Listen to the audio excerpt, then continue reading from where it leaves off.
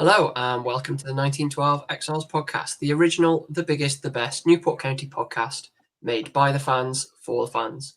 We are brought to you by the Cymru podcast network and in association with the wonderful team at the Riverside Sports Bar in Newport, the city's home for live sport and now featuring a great menu all ready for the new season. I'm Rhys and I'm joined today by Jamie and Alfie. How are we doing? Hello. So for those of you who are watching us on YouTube, you will get the full unedited experience of what we talk about today. And on the downside, you will also not get the clips that we throw to. So you just have to listen on YouTube, on Spotify as well, if you want to catch those wonderful clips. So we have had a few rather important games recently. And this is our 250th episode of the podcast. It might be slightly longer than our normal format. We've got lots of clips to drop in, but we wanted to have a proper chat, sat down and maybe slightly longer form than usual. So with a couple of announcements, you may have seen on social media on our Ko-Fi page, we are smelling a limited stock of our exclusive 1912 Exiles Bovril spice. I think that's a typo in Ed's notes. I think we're the perfect blend of herbs and spices to add to your half-pint cup of steaming hot gravy to really bring it to life. If you're a regular subscriber to our Ko-Fi, then you will have had an email saying that if you send us your address, then we'll post you a little baggie, not of something illegal, but of Bovril spice. If you're not a subscriber and you want to support the pod, then there is a link in the show notes. For a £5, you can contribute towards our running costs and get a pouch of Bovril spice in return. Talking of Ko-Fi, kicking on from last season's fun initiative where we had Nick's Tactical Tumble, where we put a £5 into the charity pot every time Nick Townsend went down injured. This season, we are encouraging Kai Whitmore to engage in good behaviour through our Whitmore's Warning feature, where every time he makes it through a game without collecting a daft booking, another £5 goes into the charity pot. We're currently at £60 and the money's going to go towards counting the community at the end of the season. We're grateful to Pac McMahon and Hamid for their additional contributions. You can also donate, again, linked to the Ko-Fi in the show notes. Now, although we're recording this episode on the 31st of October, on Halloween, it's going out tomorrow on Saturday night, so we will try and include a clip of the FA Cup game from Max. And if that has arrived, and through the magic of editing, that is in place, we're going to throw to that right now. Okay, brilliant.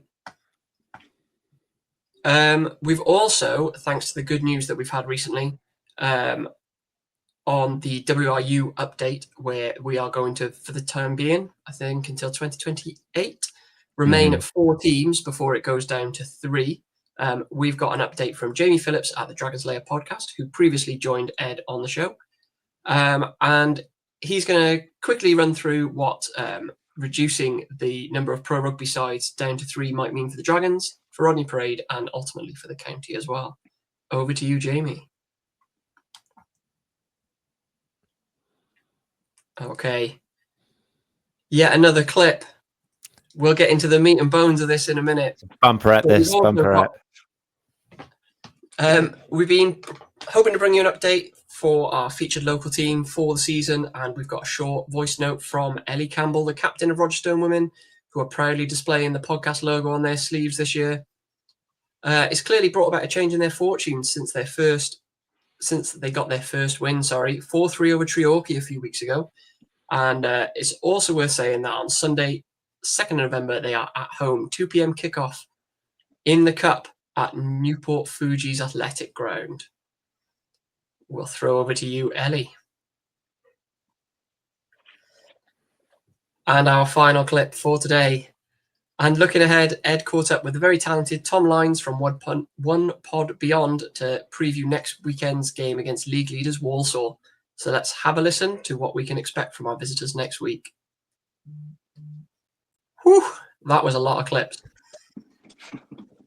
Okay, so Alfie, Jamie, time for you to do some of the talking and for me to just let you rattle on now. Firstly, Jamie, how do we not come up with a better name than Octopus October? I don't know. I'm absolutely furious with that.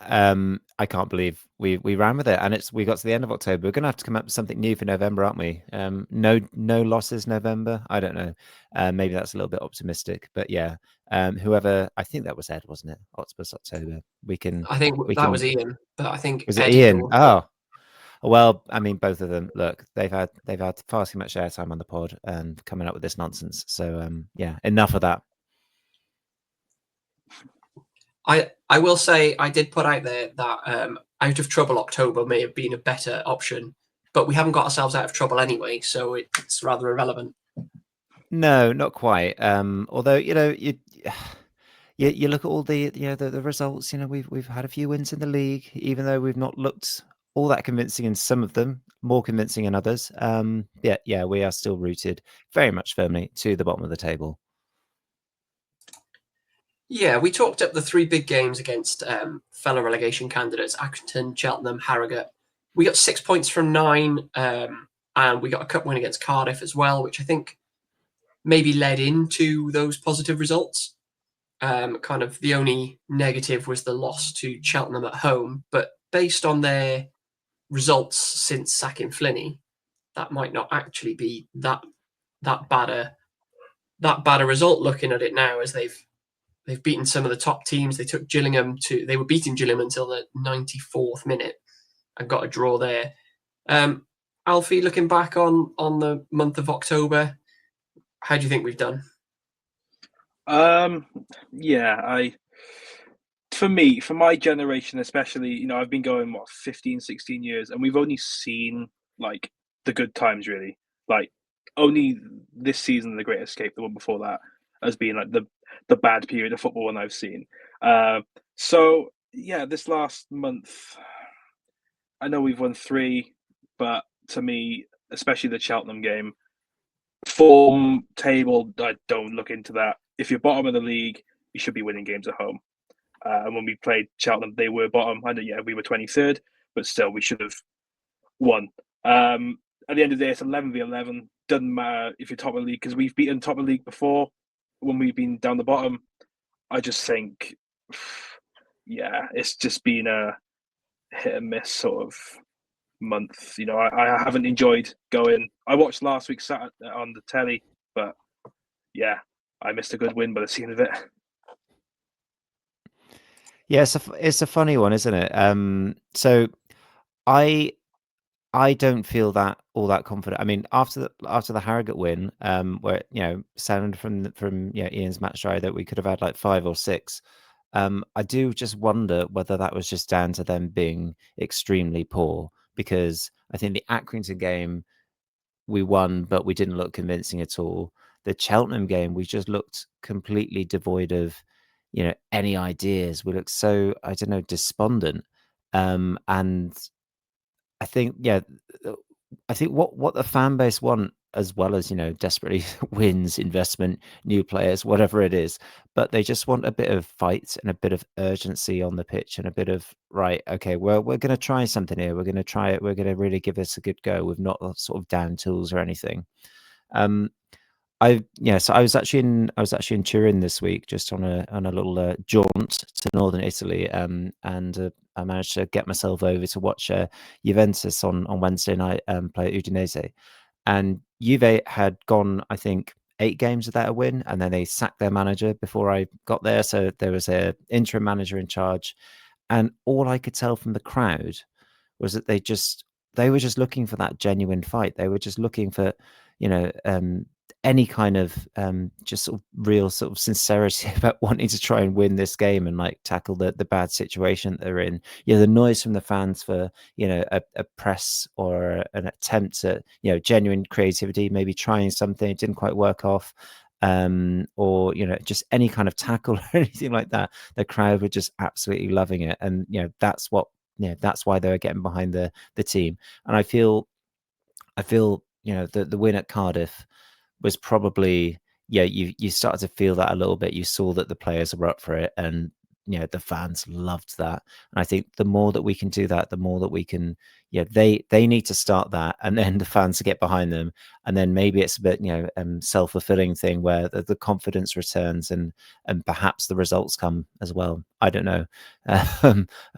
Maybe I'm looking too much into parallels between Juventus and Newport County, but they were born from based on their shirts Notts County, isn't it? So there's lower league connections there for sure.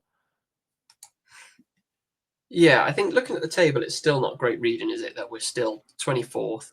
But the important thing, I think, is had we not got 6 points from a potential 9 through October, we'd really be adrift. There's 4 points covering Harrogate in 19th and us in 24th. So although we haven't pulled ourselves out of trouble, what we've done is stop ourselves having a real mountain to climb. And if we can carry some of that positive momentum that maybe we've generated in the last couple of weeks with the win against Cardiff, winning against Harrogate. And I think the important thing about winning against Harrogate was, one, we bounced back from the disappointment at Cheltenham. And also we scored goals, where the biggest criticism I had against Cheltenham was that we looked utterly toothless, that we could have played for a fortnight without scoring. So then I wasn't able to watch the game last weekend, but to hear that we could have had 4, 5, 6, that's, for me, that's really reassuring. And hopefully, what I did like after the Cardiff game, the players all kind of rallied round Hughes and were all clapping him on the back. And I think he's really got the backing of the players, which is a good sign. I think we've said previously, he's doing the best he can with the level of ability he's got in the squad. He hasn't lost the dressing room. He may have lost the boardroom, and he may still lose the boardroom if results don't go his way. But I definitely think the players are behind him. Yeah, you're right, Rhys. I think that bounce back from because that after losing to that Cheltenham game, we all worried, and we thought that really could be the beginning of yet another slump, and the Accrington win was just a minor blip in an otherwise turgid season. So yeah, I think like bouncing back from that was so important, and the Harrogate win, we just kept in touch with that. We called it a league of 3 at the bottom. It's probably bigger than that. It's probably going to end up being like a league of 8 for at least the first half of the season. And I think just maintaining contact with that group, if not, getting ourselves into the middle of it, is so important. And bit of a shame we got a cup game this weekend, because we could have done with continuing in the league and continuing a little bit of momentum. But we'll just look at Gillingham as a bit of a free hit, really. Yeah, it's a shame with the draw, really, because what you don't want is a top of League 2 team in the first round of the FA Cup. You ideally want someone from non-league that you can breeze past and get into the second or third round. We're not breezing past many people. Well, I don't know. Playing someone like Met Police at this point would have been perfect to, pros against semi-pros. That might have been that chance to keep that momentum going, but you're playing one of the top sides in League 2, which is going to be a tough ask. But they're like Alfie said, it's still 11 against 11, so we could pull out a result. An observation from Ian on the weekend was that we played a 4-4-2 without wingers. Do you think that was due to kind of necessity that we've run out of centre halves, or do you think that this is like an innovation in the way we want to play, almost like back to the Rowbury 4-box-2 days? What do you reckon, Alfie? Is this like change of formation tactical or necessary? I think it's a bit of both. I remember going back to when we voted Hugh Jenkins in. He mentioned he wants a certain style of play from the first team down to the academy. I think it's taken 2 managers now to find sort of like level playing field with tactics. I think on one hand, going forward, if we play the same against Gillingham, might do well. But on the other hand, it may have just been down to injuries. I think, the team we played against Harrogate wouldn't be his first sort of 11, because when I saw the team, I was like 3 right backs at centre playing in defence. I was just like, what's going? But then we won. So, but I don't know. I just think there is some sort of style of play trying to be implemented somewhere, but again, it's just like injuries and just but it worked. Yeah, I think Jamie, have you kind of got any thoughts on the changes for formation? Yeah, I mean, we've struggled. Well, we've struggled for years about having this really sort of weak core, this weak center or soft middle that it just gets cut through, and perhaps playing without wingers, just packing the middle of the pitch, and then just forcing teams to sort of try and work around us. I think it was interesting that I can't remember who was on comms at the weekend, but they were kind of saying perhaps perhaps the reason was that we were just a bit more suited to playing against, or Harrogate's sort of setup was more suited for us in a sense. Cheltenham were very much wanting to sort of sit back and pounce and cut through us, but perhaps Harrogate weren't setting up in a way that was easy to sort of work through our middle.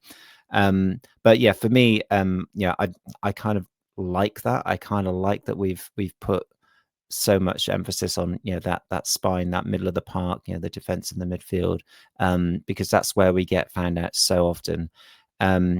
If you'll allow me, and then let me indulge in another tortured analogy between Italian architecture and Newport's plight. I was reading when I was in Turin, I was reading a lot about the history of the city. It was built on these sort of Roman foundations. And yet when the sort of royal family in the 1500s and 1600s came through, they wanted to build these beautiful, these Baroque architecture, these long sort of streets lined with these arches leading to piazzas, all very elegant, all very stunning. And perhaps, that's kind of, ideally what we want. We want to play a certain way. We want to play with a certain recruit in a certain way. But we can't quite do that without the old League Two experience. The James Clark is your Roman pillar as such. So yeah, maybe that's what we need. We need just that sort of base at the back in defence and in midfield and in the middle of the pitch as well. And then you can let people like Camwer and the attacking players with a little bit of creativity, they can kind of float. They can find the wide areas. You can have your wing backs pushing forward if you want to play with wing backs. But yeah, perhaps last weekend we found the solution to our soft core. Sorry, very tortured analogy. I'm not going to do that again now. Yeah, I think it's interesting kind of looking at the injuries at the moment as well, because like I mentioned earlier, we especially at the back, we're kind of down to bare bones. So Matt Baker and James Clark are expected to miss extended amount of times. Matt Smith is still going to be injured for a few more weeks. Jenkins is only one booking away from a suspension as well. Jenkins is one booking away from suspension. Liam Shepherd is still out injured. Jaden Warner Davis as well. Warner is out, which Davis led to signing Aiken Odemeo last week. Opoku is out as well. He went back to Leicester for treatment, didn't he? I don't know whether he's back with the squad now. So yeah, we've got injury problems in positions that matter, particularly centre half. And I think this is going to be quite a challenge for us to navigate, especially if Jenkins gets another booking. What do we make of the injury situation? Is it just unfortunate, or is it again kind of a criticism of the recruitment?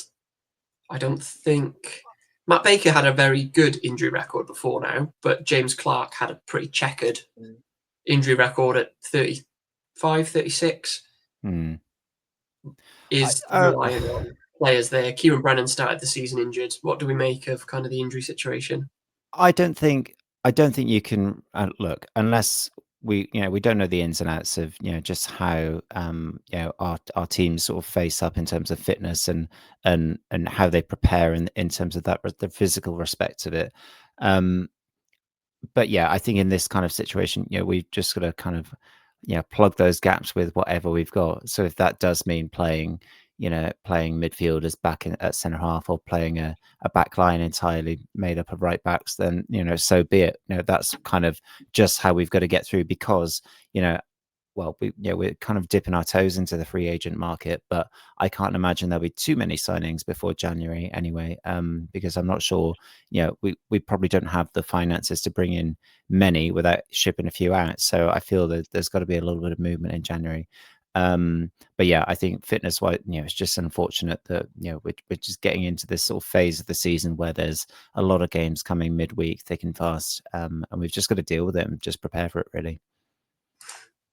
Yeah, Alfie, are you concerned at all by kind of our injury list, or do you think that we've got a squad there that can cope with it? Yeah, I mean, going back a few years ago, so it would have been Graham Coughlin's last season.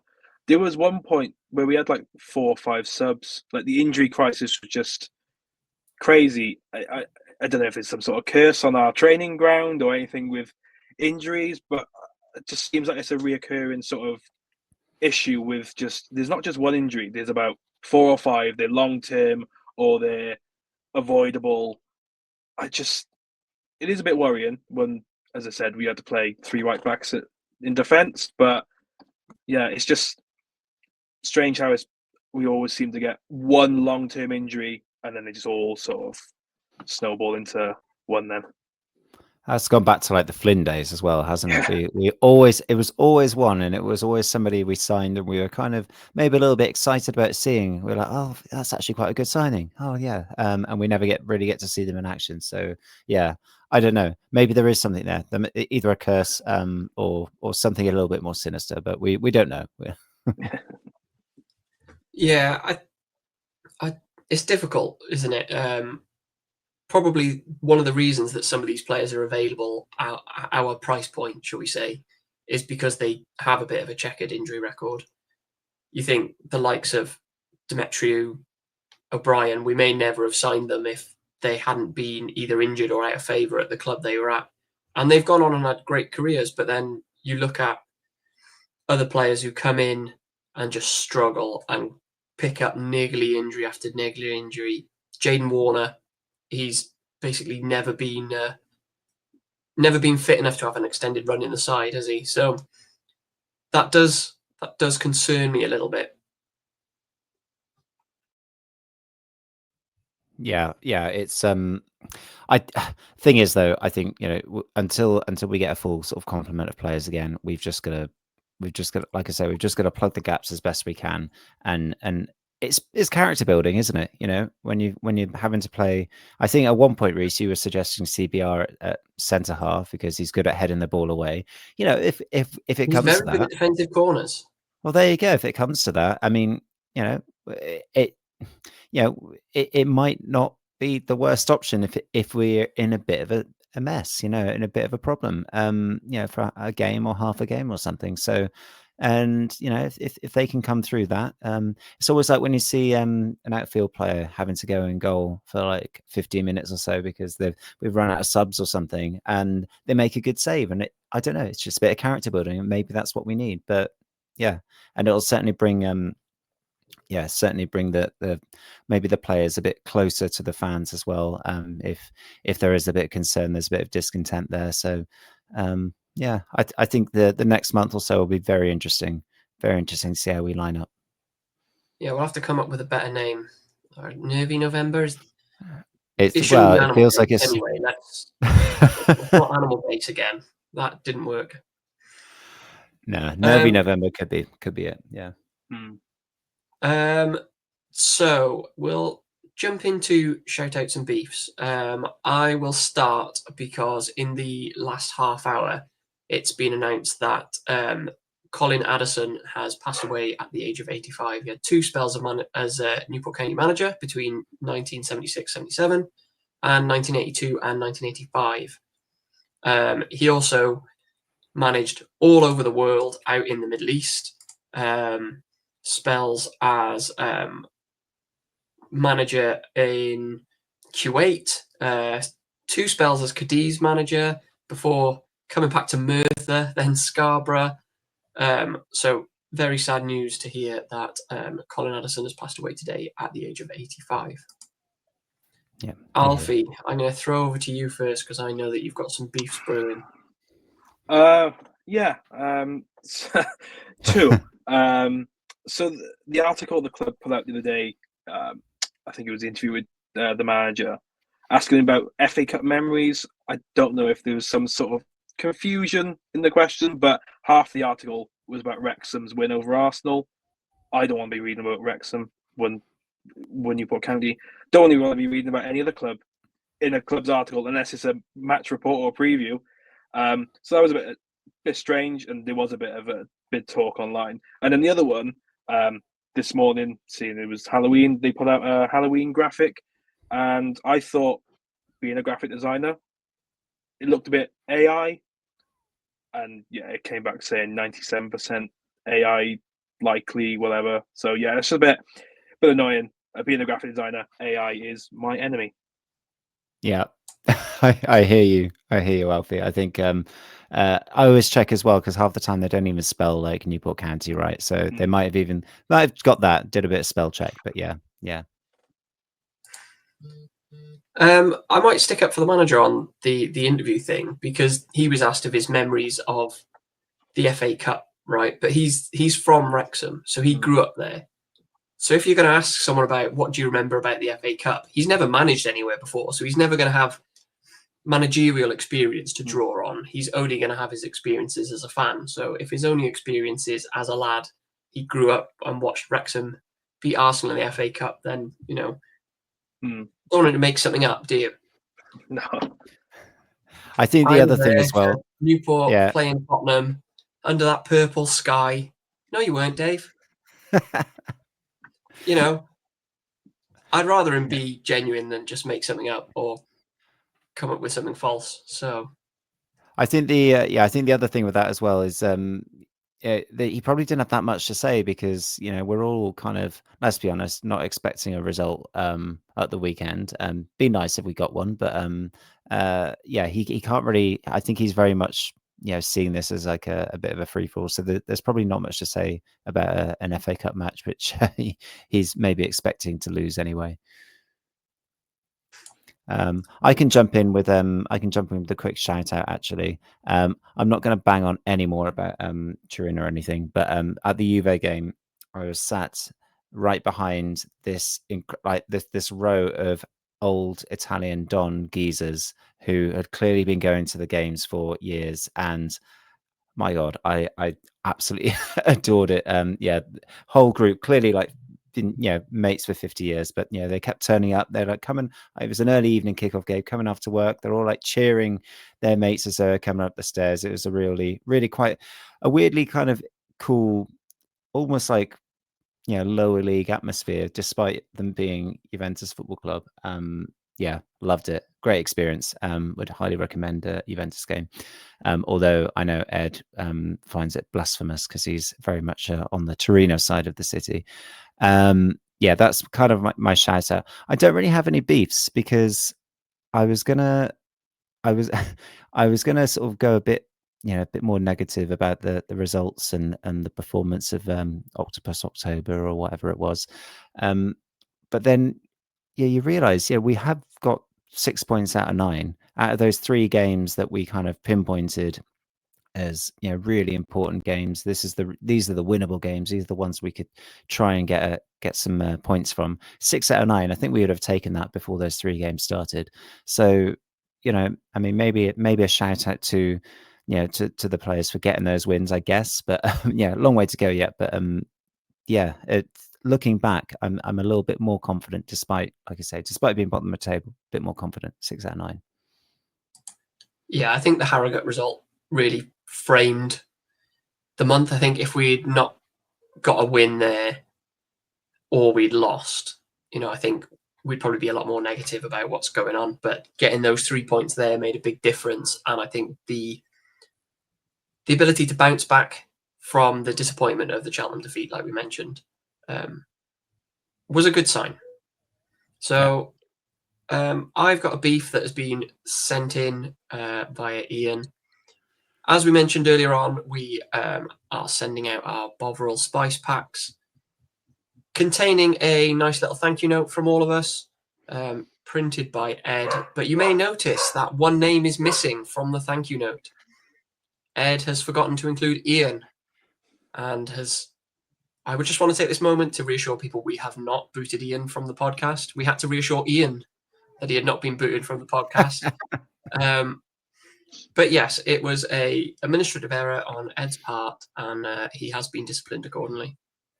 Yep. Here.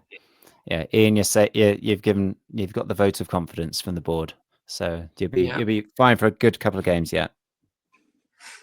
Yeah, it all hinges on the next match report, really.